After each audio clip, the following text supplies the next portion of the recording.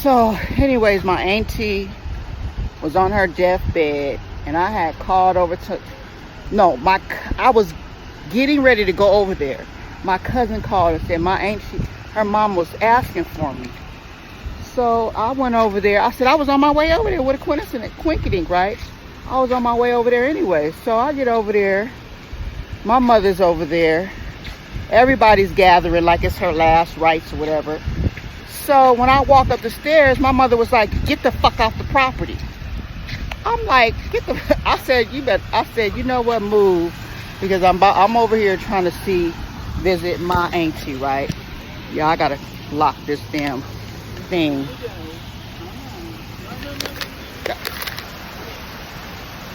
at this food.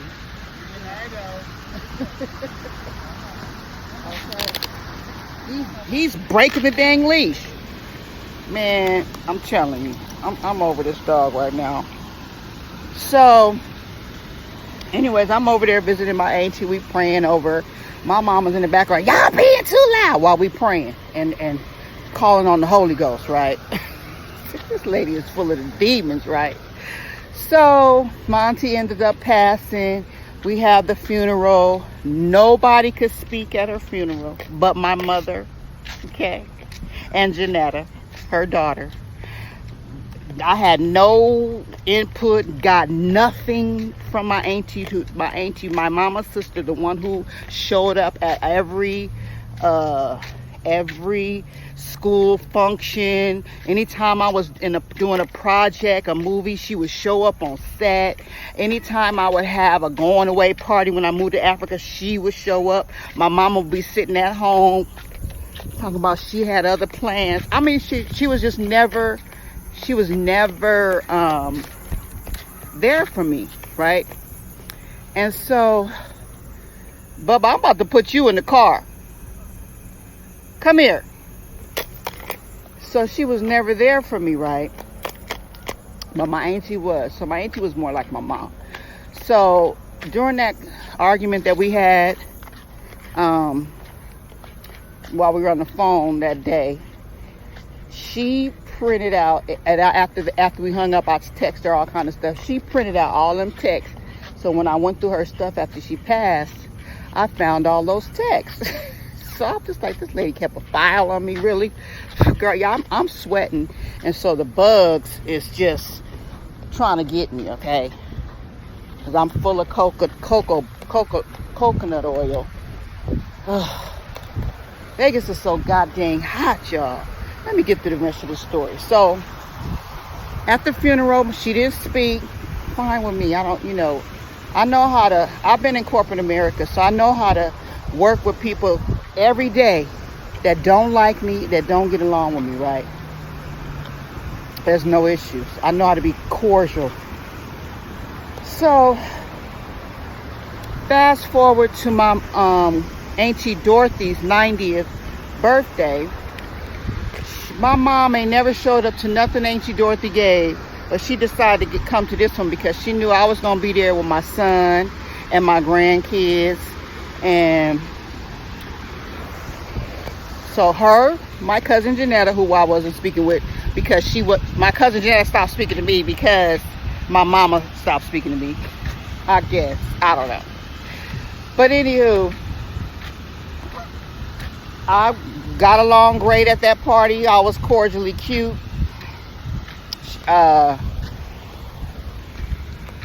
So fast forward to August of last year. We still not speaking. This was 2 years ago when we had the birthday party. For the 90th birthday party for my Auntie Dorothy. So fast forward to dang, these flies is getting on my goddamn nerves. Fast forward to my cousin calling me, talking about my mother was having some type of procedure. Me and my son drive down to LA with the boys, see her in the hospital. My antennas go up. I know there's something more to it. I fly back the next day with one change of clothes, ended up staying there for a month. My mother ended up having surgery, having her entire pancreas taken out. So you already know pancreas cancer is the gorilla of cancers. So now she's running around with no pancreas. So now I'm there as her caretaker all of a sudden. And it's gonna have to be a part 3, y'all. So I'm there as her caretaker, trying to get her to eat, get her, you know, strength up so she can go have her chemotherapy, right? So she ended up buying a house in Marietta, the house that y'all seen, right? So she's still living on Pickford Street in her apartment with my little cousin who calls me auntie.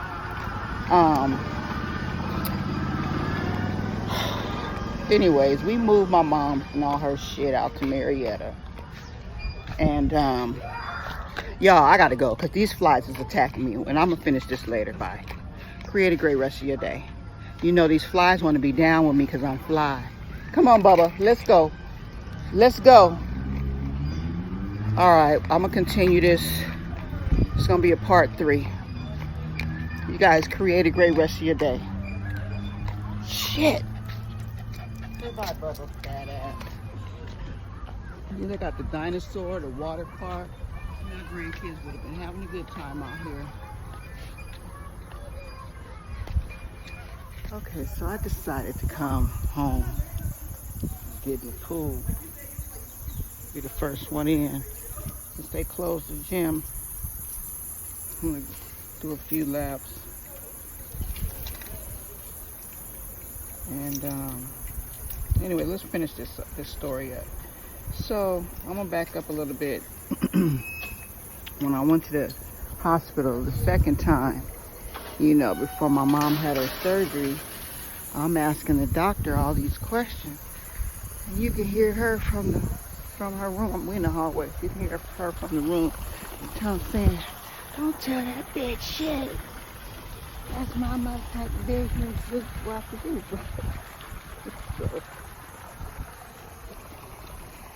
So, that lady. I was just like, all I want to do is help, right? And I'm honored to be able to help, right? So,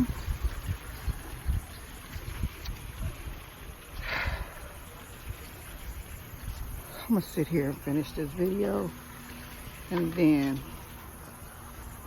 get in the pool.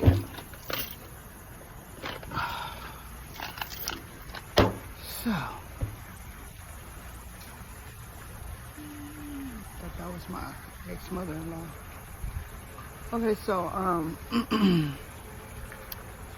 so anyway, we moved her out to Marietta.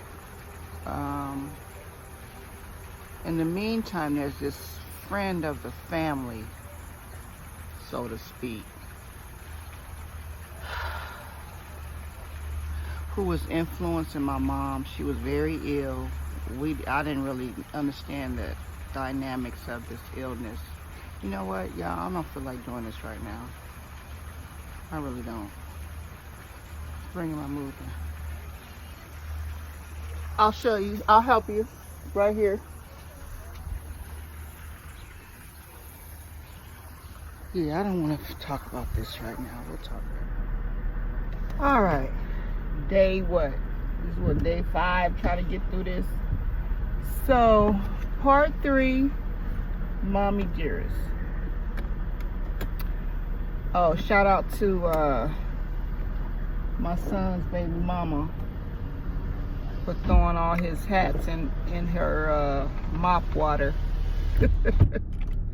I was like, I got your hats out the water, son. He was like, I don't want that shit. I said, okay. Dried it out. Looking good as new. But anyway, I got 6 minutes to get through this.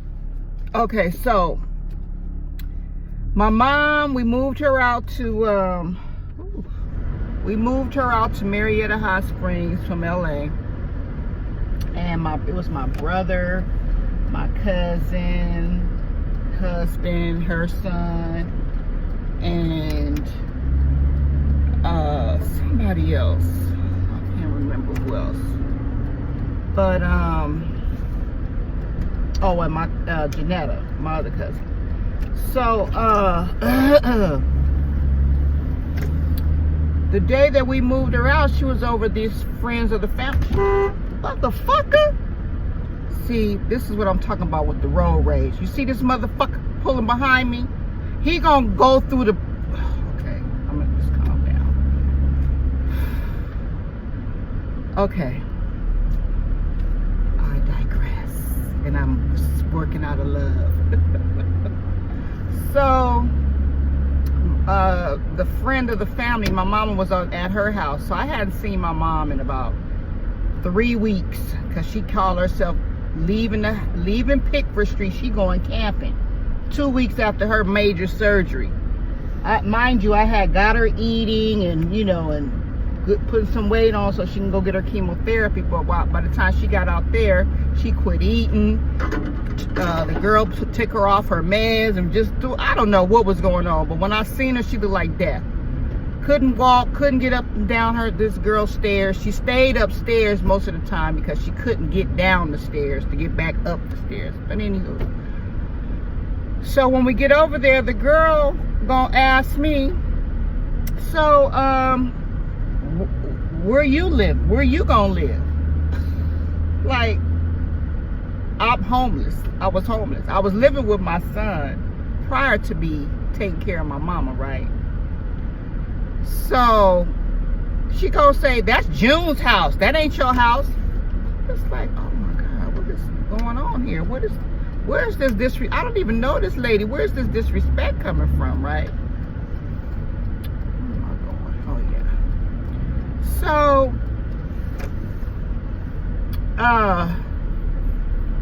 it wasn't nothing but my mama talking about me, telling her I'm homeless and this, that, and the other, cause the girl don't know me, you know, she don't know nobody that I know other than my mama. My mama used to always put salt in my game. She's been my #1 hater my whole life.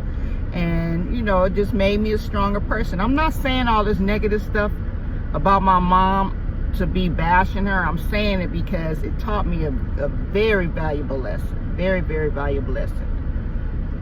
Especially during her end. But anywho, I got 6 minutes, 3 more minutes. Okay, so fast forward to we in her house on Marietta. She in and out of the hospital, up and down. She was so mean and evil. I had threatened to leave 2 or 3 times. She begged me to stay. Then she wanted me to go, and then she didn't want me to be there. And it was just a whole roller coaster full of emotions for me. It was more toxic than it was before she even got sick, right? But I just knew I had to be there because who else was gonna take care of her? like China said, that's my mama. She need to be there. No, bitch, she don't need to be there, and neither did I. But you know, I was there for her. I cared for her. You know, and one time I had to clean her up, right? And she was looking down. She was looking down at me as I'm down there cleaning her up, right? She was like, I would never imagine that you would be here. Ooh, I'm turning right here, folks. I forget where I was going. I'm going to cash in this little $62 ticket that I got. I won 20 bucks the other day. And I don't even gamble. But anywho. So she was just like, I can't believe that you're here, right?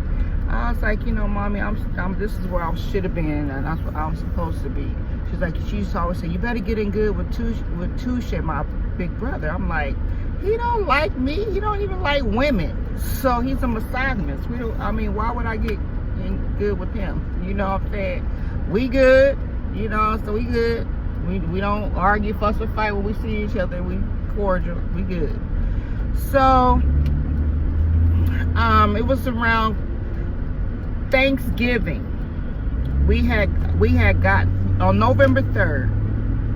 Me and my mom got into a heated argument. She put me out of her house in Marietta. My cousin came down and took me to the airport. That was a whole big rigmarole. I took a bottle of wine to the head. I was fucked up. And